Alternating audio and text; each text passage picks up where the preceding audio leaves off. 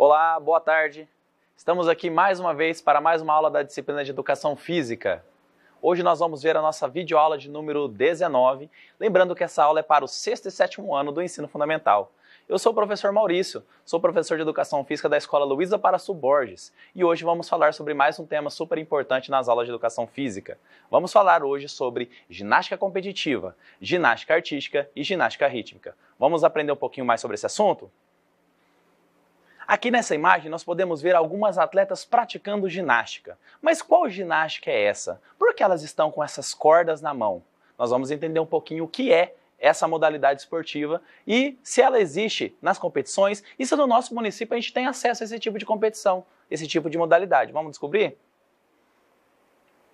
Para recordar um pouquinho da aula passada, na última aula nós falamos sobre a ginástica geral. O que era a ginástica, né? Vimos também a história, alguns principais movimentos e vimos que essa ginástica, assim como todo tipo de exercício, ela traz alguns tipos de benefício para nós.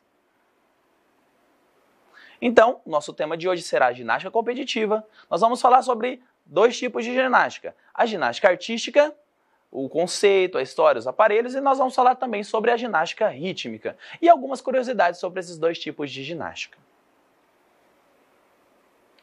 O que é então uma ginástica competitiva, né? A ginástica competitiva é aquela ginástica que participa de competições, né? Que ela entra em competições. Existem outros tipos de ginástica competitiva, mas nós vamos falar hoje sobre essas duas, as mais importantes.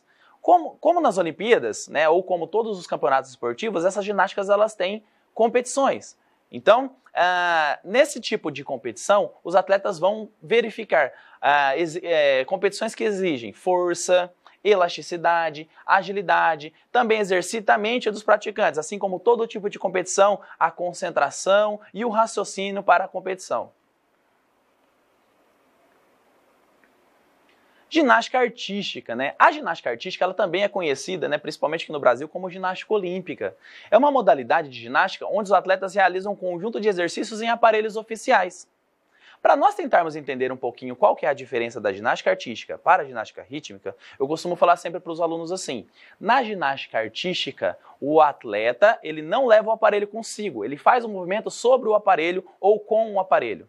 Na ginástica rítmica, o atleta já leva o aparelho consigo. Então essa é um pouquinho das diferenças para nós tentarmos identificar um pouquinho de cada uma. A ginástica artística, né? Ela é a mais antiga do que nós pensamos, né? Ela é desde os primórdios da existência da humanidade. E ela começou a ser inserida nos Jogos Olímpicos de 1896, que é o primeiro jogo olímpico da nossa era moderna. Acredita-se que os gregos praticavam diversos movimentos e acrobacias em alguns aparelhos com o intuito de atingir uma perfeição física. Então, assim como a origem de todos os esportes antigos, eles tiveram uma origem meio que militar. Para quê? Para a preparação física dos soldados, né? Eles não eram atletas naquela época. Então, para preparar o corpo do soldado, as pessoas praticavam determinados esportes. E a ginástica era um desses tipos, que preparava o corpo do militar para as batalhas. Então, ele ficava mais forte, ficava mais ágil, ficava mais flexível. Então a ginástica grega era uma preparação do corpo para a prática de outros esportes, como também para treinamento militar. Então no início do século XIX, um pedagogo alemão foi um dos responsáveis por transformar essa ginástica em competição. E foi assim que ela foi levada para dentro dos Jogos Olímpicos lá de 1896, os primeiros Jogos Olímpicos da nossa era moderna. Agora a ginástica rítmica, né? A ginástica rítmica, então, como eu falei um pouquinho antes, a ginástica rítmica, o atleta leva o seu aparelho para fazer o movimento.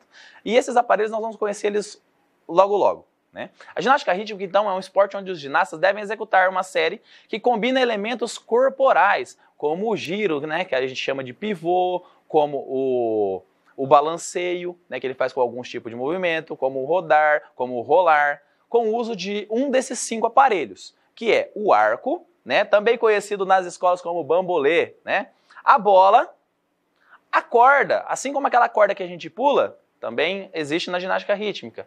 As fitas, que é aquele aparelho mais comprido, mais elegante, talvez um dos mais bonitos dentro da ginástica, e as massas, que elas parecem 2 garrafinhas onde o atleta faz alguns movimentos como se fossem 2 malabares. A história da ginástica rítmica. Então, assim como a ginástica artística, ela também começou a ser praticada com fins de guerra, né, com fins de preparação física para os soldados. Então, no final da Primeira Guerra, né, mas não possuía algumas regras específicas e nem um nome determinado. Várias escolas inovavam nos exercícios tradicionais da ginástica artística, misturando-os com música, e foi assim que a ginástica rítmica nasceu. Então, no início do século XX, lá em 1946, na Rússia, surge o termo rítmica, que é devido à utilização de música ou dança durante a execução desses movimentos. Então, por isso que ela ganhou esse nome, né, diferenciando-a da ginástica artística e a ginástica olímpica. Então, quais são os aparelhos, então, da ginástica artística? Lembra que eu falei, os aparelhos da ginástica artística, o ginasta, ele faz os movimentos sobre o aparelho ou utilizando o aparelho, ele não leva o aparelho consigo. Quais são esses aparelhos? É o cavalo com alças, que nós vamos ver a imagem logo do que é esse cavalo com alças, as argolas, as barras paralelas, as barras fixas, as barras assimétricas, as barras de equilíbrio ou trave de equilíbrio e o salto e o solo.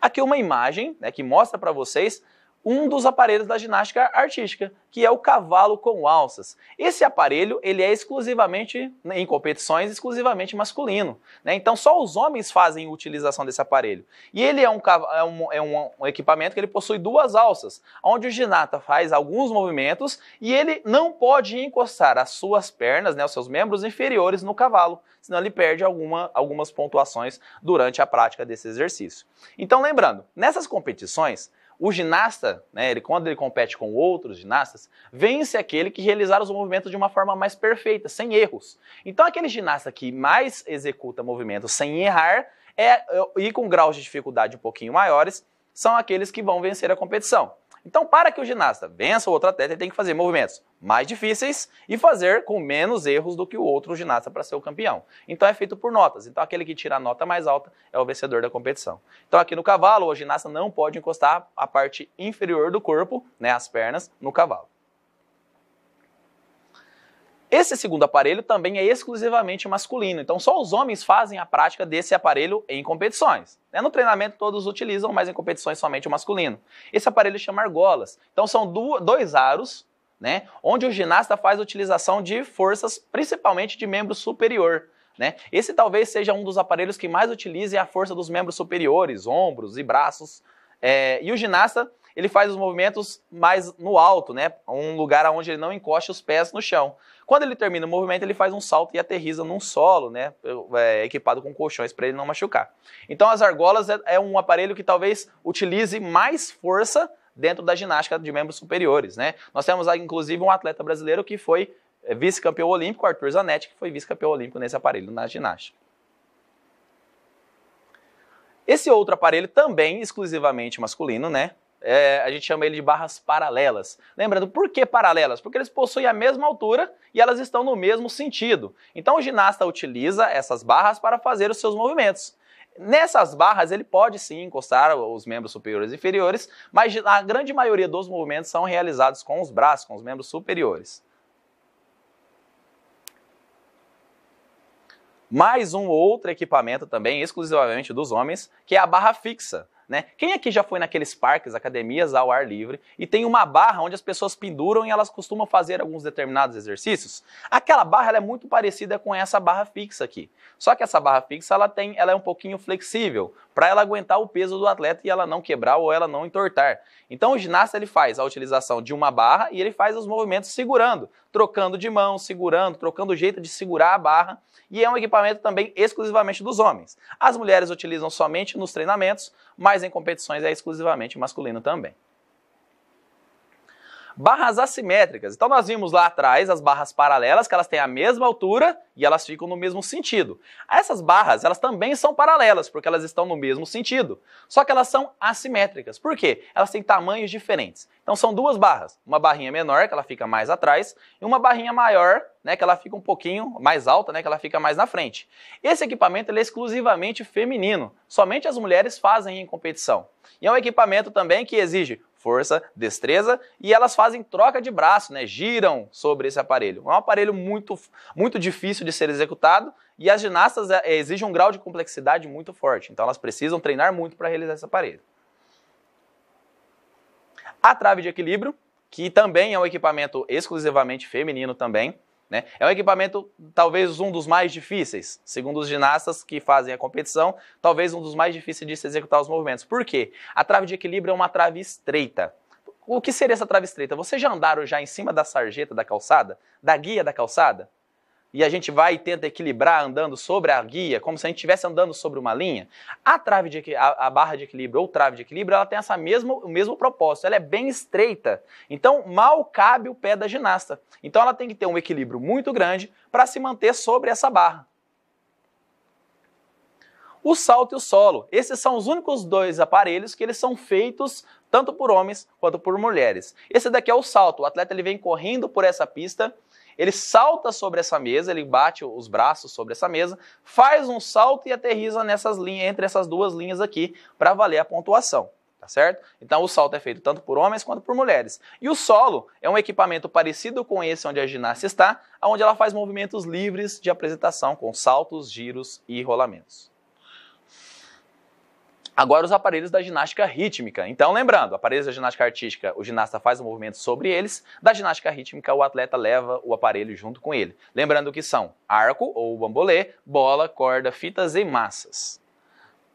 Então essa daqui é a bola, bem parecida com aquela bola de borracha que nós temos nas escolas. Então as ginastas elas fazem os movimentos lançando a bola, segurando a bola, rolando, fazendo giros com ela.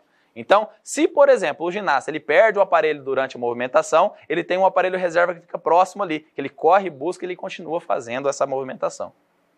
A corda, muito parecida com a corda de saltar individual, né? E a ginasta também faz vários movimentos utilizando esse tipo de equipamento. As massas, como eu falei para vocês, elas parecem um malabar, né? E ela faz giros, faz rodopios e faz alguns tipos de lançamento com esse equipamento. As fitas, talvez o equipamento mais bonito, né, da ginástica rítmica, né, ela possui 6 metros de comprimento e ela não pode tocar no solo. Então a ginasta ela tem que rodar e ela não pode permitir que a ponta da fita toque no solo. Os arcos, também conhecidos como bambolês, eles também são objetos de fácil transição, né, então eles são lançados, são pegados, são jogados com outras partes do corpo, como o pescoço, como ombros, como pés. Quais as capacidades físicas que são envolvidas durante a prática da ginástica? Todas as práticas físicas envolvem capacidades físicas. E são 7 as capacidades físicas envolvidas. Então nós temos lá a força, a potência, a flexibilidade, resistência, resistência cardiorrespiratória, equilíbrio e velocidade. Vamos agora ver o que acontece na ginástica usando essas capacidades físicas. Então a velocidade é a base para as manobras, a força é para articular os movimentos, a resistência é para conseguir realizar essas diversas manobras, a flexibilidade, que ela aumenta a quantidade de manobras bem-sucedidas, a resistência muscular, que mantém esse ritmo, né, de fazer o exercício, o equilíbrio, que é a capacidade que auxilia nos movimentos e manobras, a potência muscular, capacidade que intensifica a força da propulsão das pernas e dos braços. Benefício de se praticar ginástica: ela reduz peso, reduz o ganho de gordura, melhora a força e o tônus muscular, aumenta a nossa flexibilidade, deixa o nosso corpo mais maleável, fortalece ossos e articulações, diminui a nossa pressão arterial, a famosa hipertensão, melhora o diabetes, diminui o colesterol total e aumenta o colesterol bom e promove um maior fluxo sanguíneo para o nosso cérebro. Curiosidades da ginástica: se o aparelho cair, como eu falei, ele tem um aparelho reserva do lado. A fita tem um comprimento de 6 metros, né, e ela não pode tocar no solo. E a idade mínima para participar de uma competição em ginástica artística ou ginástica rítmica é de 16 anos. O esporte entrou pela primeira vez nos primeiros Jogos Olímpicos da Era Moderna, 1896, e a brasileira Daiane dos Santos foi uma expert na ginástica artística e ela realizou um salto chamado dos Santos, que nós falamos na aula passada. Foi a primeira a realizar um salto duplo twist carpado. E para nós terminarmos, aquele nosso lembrete de sempre: utilize máscara para sair de casa, use álcool gel nas mãos e se sair de casa, só se for necessário. Um forte abraço para vocês e até a próxima aula.